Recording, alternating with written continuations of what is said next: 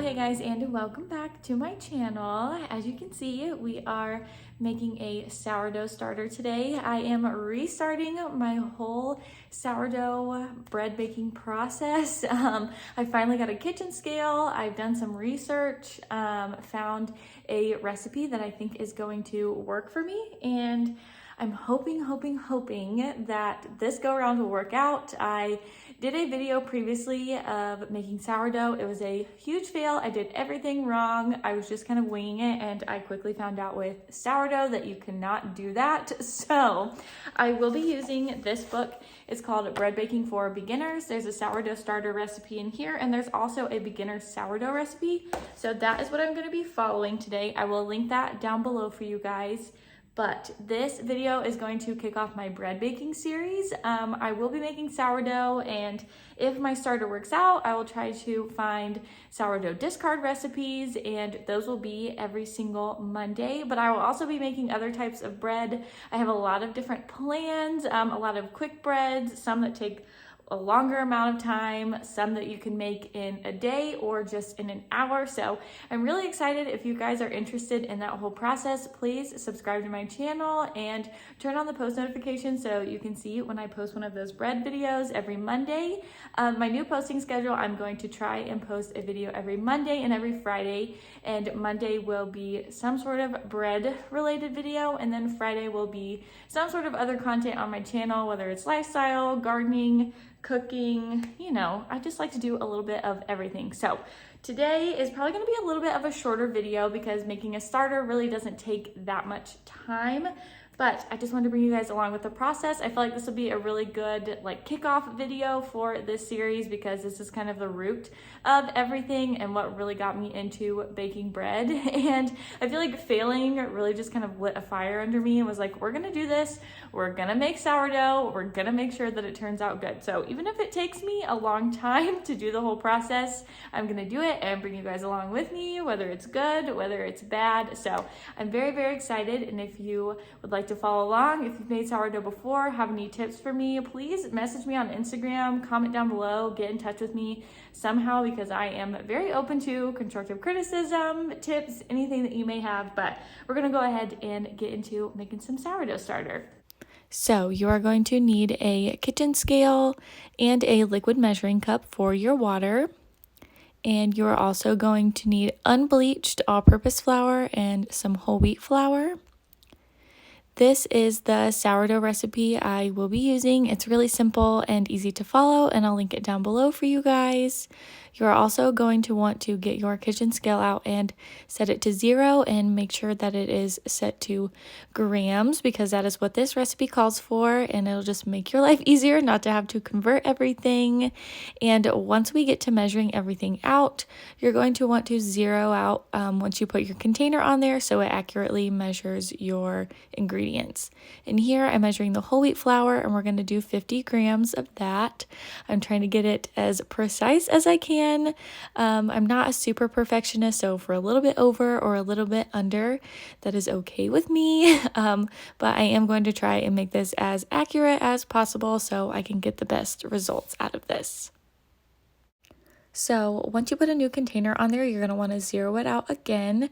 I'm measuring the all-purpose flour here, and I got a little bit too much, so I'm going to have to pour some out. Like I said before, trying to get as accurate as I can, but if I'm a little bit over or just a little bit under, that is okay with me. So we're going to try to get an accurate measurement on that one, and then we're going to measure our water. So with the water, we're going to do the same thing, set our measuring cup on there, make sure we zero it out before we put anything in there so that the measurement is accurate. I think I got my settings a little switched up here from ounces, and we want to put it in grams because that is what the recipe is measuring it at. And we're just going to pour our water in there until we get to 100 grams. And you want to make sure that you use room temperature water, or if your kitchen is cold, you can use lukewarm water. It's just kind of trial and error depending on the environment in your kitchen. So now we are going to assemble our starter, and it is really simple. You're just going to add in both of the flours that you measured out and then add your water. You can do this in any order. I wish I would have added the water first for my particular container because there's a little lip at the bottom and I was really having to scrape to get everything nice and incorporated, but that'll just kind of be situation by situation depending on what type of jar that you use. But biggest thing to take away from this is just to make sure everything is nice and incorporated when it's all said and done. So super simple, super easy. So now we're just going to mix it together, get it nice and combined. Don't do like me and fling flour everywhere, but that is pretty much all that it takes for this sourdough starter. So once that is all mixed together, we are going to close our jar, but not all the way. If you have a jar with an open lid, you can always put a flour sack towel over the top or some sort of just light tea towel so that air can still get in.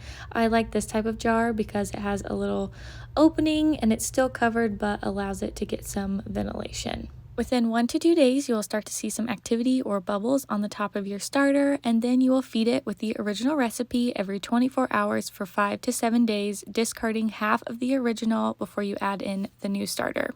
So we should start to see some results on our starter in a few days, and we'll feed it for a week, and then it should be ready to make bread. But if mine is not, I will just keep feeding it until I think that it is strong enough to make some sourdough with. But I'm just gonna store it on my counter in a relatively warm place. That's a big thing with sourdough is temperature that I've learned. So you can either have too cold of a space or too warm of a space. So that is always a determining factor. Our house always runs a little bit colder, so I might have to use a little bit warmer water in my starter. It's just going to be kind of a trial and error that we are doing, but I hope you guys enjoyed this little video. If you decide to do a starter on your own, please let me know, comment down below, reach out to me on Instagram, but I will be updating the progress of my starter on my Instagram. That's kind of where I started with this whole thing. So in the meantime, I'm not going to make a video every day of me feeding my starter, but I might use that in like my actual video when I make sourdough. But for now, just go and check out those stories on Instagram if you are interested in seeing that. It's not that exciting, but I'll usually ask a question of the day or do something of that sorts when I talk on my stories. But I will leave all my social media linked down below for you guys if you would like to follow me on there. I hope you guys are just as excited as I am for this bread baking series, and I hope some of you will bake some of this bread along with me. But I think I'm gonna end this video right here, and I will see you guys in the next one. Bye guys.